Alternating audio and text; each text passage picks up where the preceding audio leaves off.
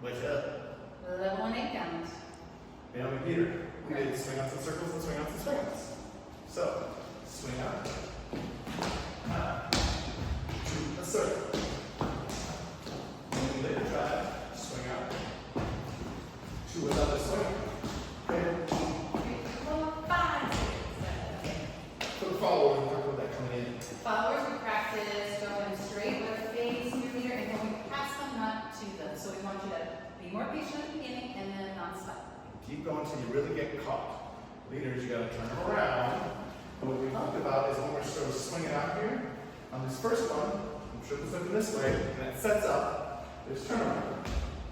And when I'm going for a circle, I go around, and then it's kind of in place. If I want to swing out after this open position, when I bring my forward to, I go this way, down the line again, so that I can set up that swing out again. So watch the difference.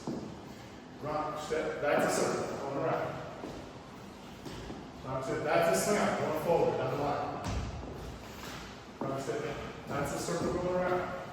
And when I swing out here, I'm going to show you. From here, that's a swing out going forward. Watch a couple in a row.